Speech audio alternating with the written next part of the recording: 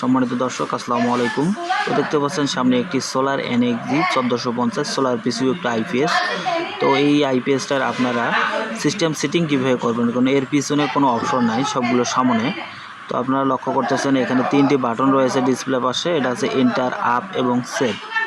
তো আপনারা যদি এই সিস্টেম সেটিংটা যদি চেঞ্জ করতে যান তাহলে আপনার এই 3টে বাটনেই কিন্তু কাজ করতে হবে। অর্থাৎ আপনার ইন্টার এবং আপ বাটন দুটি আঙ্গুল ধরে একসঙ্গে প্রেস করে ধরে রাখতে হবে 2 সেকেন্ড ধরে রাখার পর দেখবেন এই ধরনের একটা অপশন চলে আসবে। তারপর আপনারা ইন্টার বাটনটা ডাবল প্রেস করবেন। ডাবল প্রেস করার পর দেখবেন যে আপনার সোলার গ্রিড চলে আসবে এবং এখানে আপনারা আপ বাটনটা দিয়ে চেঞ্জ করতে পারবেন। দেখেন এখানে সোলার গ্রিড, সোলার আপনাদের যেটা প্রয়োজন হবে সেটা রাখার পর সেভ বাটনটা আপনারা একবার প্রেস করলে ওটা সেভ হয়ে যাবে।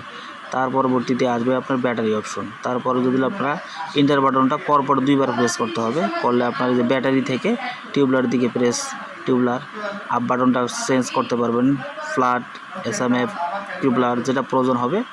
আবার আপনারা সেভ বাটনটা সেভ করে দেবেন। তারপর আপনার আসবে এনএল স্টুডেন্টে কিন্তু সবসময় এনেবল থাকবে। এটাও যদি চেঞ্জ করতে চান সেক্ষেত্রে আপনার ইন্টার বাটনটা ডাবল প্রেস করে তারপর এটা ডিসেবল এবং এনেবল করতে পারবেন। তো এখন এটা হচ্ছে আপনার সিস্টেম সেটিংয়ের অপশন। তো এটা সেভ হয়ে গেল। এভাবে আপনারা আপনাদের আইপিএসের এই ধরনের আইপিএসের আপনারা সিস্টেম সেটিংটা চেঞ্জ করতে পারবেন। তো আবার যদি আপনাদের আমি দেখাই, ইন্টার এবং আপ বাটনটা 3 সেকেন্ড প্রেস করে ধরে রাখার পর মোড, এখানে কিন্তু আপনার দুটো ডট চিহ্ন থাকবে। যখন আপনার ইন্টার বাটনটা ডাবল প্রেস করবেন তখন কিন্তু এখানে একটা তীর চিহ্ন আসবে। এই যে দেখেন একটা মোডের পাশে একটা তীর চিহ্ন ইন্ডিকেট করতেছে। এখানে আপ বাটন দিয়ে আপনারা চেঞ্জ করতে পারবেন অপশনগুলো। এভাবে কিন্তু আপনাদের এই সিস্টেম সেটিংটা আপনারা চেঞ্জ করতে পারবেন। জাস্ট এটা হচ্ছে আপনার 1450-এর জন্য এই সিস্টেম সেটিংটা আপনারা করতে পারবেন।